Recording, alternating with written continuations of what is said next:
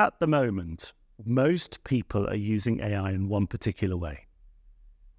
And what they're doing is they're thinking about jobs to be done, an email to be written, a report to be drafted, a lesson to be planned. And that's fine. There's nothing wrong with that. This is what we're doing at the moment, most of us. But I think we need to evolve from that. And I think we need to move more towards focusing on workflows, focusing on how AI can come in at the right point from the moment we begin the workflow to the moment that we end. Because when you think about it, a job is just part of a workflow.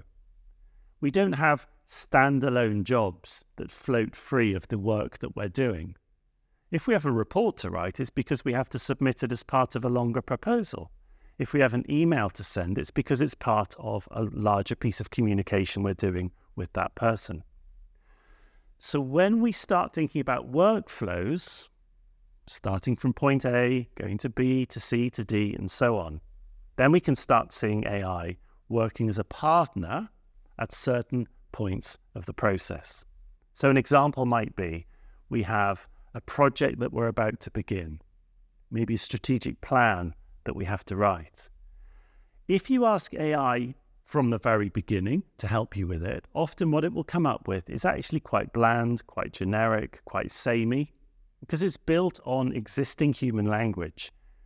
But if we come into this priming the prompt with that first prompt, that initial prompt, thinking about the role that you want AI to take, thinking about the reason why you want it to take that role, and then, as I've said before, the repetition to drill in what you want the AI to achieve. I think if you do that, what you're going to find when you go through the ideation and the brainstorming phase, it will give you so much more, because you've already given it an idea, and then you've allowed it to expand on that idea.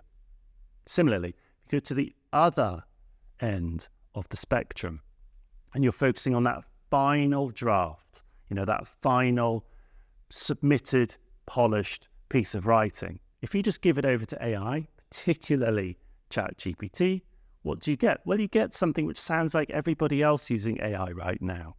It drives me mad because I'm just seeing so much writing, not just posts on LinkedIn, but I'm reading so many articles from well-established, reputable online magazines, and it stinks of ChatGPT.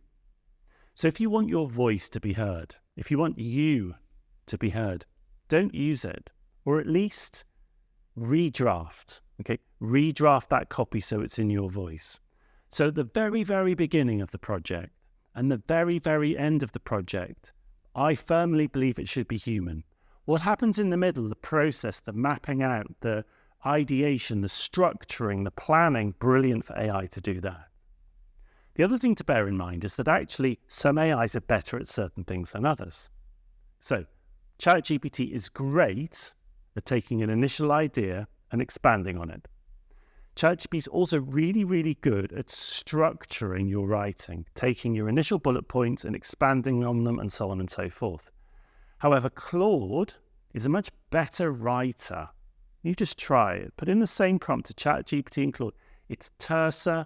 It gets to the point more. It doesn't use so much filler language. It doesn't use so much passive voice construction. It's just a better writer. It still sounds a bit AI-ish, but it is a better writer. Pi, right at the beginning, just to bash ideas around with.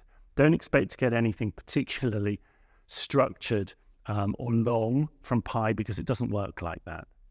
Bard I don't particularly use because, as you know, I find it quite hallucinatory. So when we're working, think about the process, think about when that we bring AI in, think about when we shouldn't bring AI in, and then also think about which AI is the best tool for the job.